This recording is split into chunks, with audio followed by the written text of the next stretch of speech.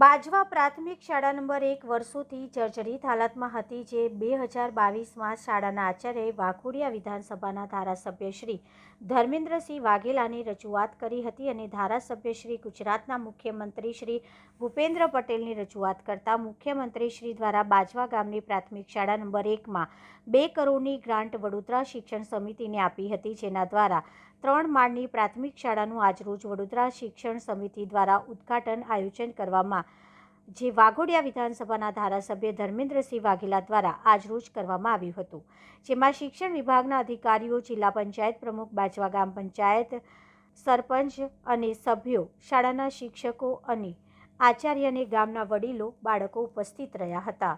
શું કેવું છે તમારું કે જે 2022માં ખંડેર હાલતમાં એક શાળા હતી, એ પછી તે મહત્વ ભૂમિકા તમે ભજવી છે શાળાના બાળકો અને આજુબાજુના વિસ્તારના લોકો માટે? શું કેવું છે તમારું? જી નમસ્કાર. આજનો દિવસ ખૂબ ઉજ્જવળ અને પવિત્ર દિવસ ગણું છું, કેમ કે બાજવા પ્રાથમિક શાળા નંબર 1 એક ગ્રુપ શાળા છે અને આખા વિસ્તારની એક મહત્ત્વની શાળા છે.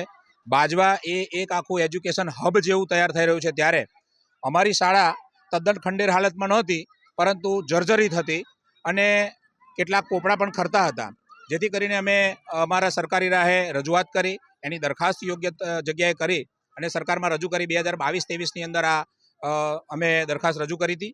24ની અંદર આજે આપણે સરસ મજાનું ભવ્ય મકાન જોઈ રહ્યા છીએ.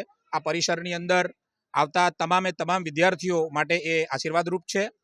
લગભગ 2.25 કરોડ ઉપરાંતનો ખર્ચ કરી અને સરકારે આટલું સુંદર માતબાર મકાન તૈયાર કર્યું છે. આ જ મકાનની અંદર કમ્પ્યુટર લેબ છે, સાયન્સ લેબ છે, સ્માર્ટ ક્લાસ છે, વાંચનાલય છે, જેથી કરી બાળકો પોતાનો અભ્યાસ ખૂબ સારી રીતે કરી શકશે અને જ્ઞાન પ્રાપ્ત કરશે. આ વિસ્તારની એક આશીર્વાદરૂપ શાળા ગણી શકાય. આ શાળા સરકારની અતિ મહત્ત્વની પે સેન્ટર એટલે કે પગાર કેન્દ્ર શાળા છે, જેથી કરીને તેનું ઇન્ફ્રાસ્ટ્રક્ચર પણ ખૂબ સુંદર તૈયાર થયું છે. આ તબક્કે મને બાજવા ગામના સરપંચશ્રી, માજી સરપંચશ્રી અને તમામ તાલુકા પંચાયત, જિલ્લા પંચાયત અને માન્ય ધારાસભ્ય વાઘેલા બાપુએ પણ ખૂબ જહેમત ઉઠાવી અને મદદ કરેલી છે. આ તબક્કે સૌનો હું આભાર વ્યક્ત કરું છું.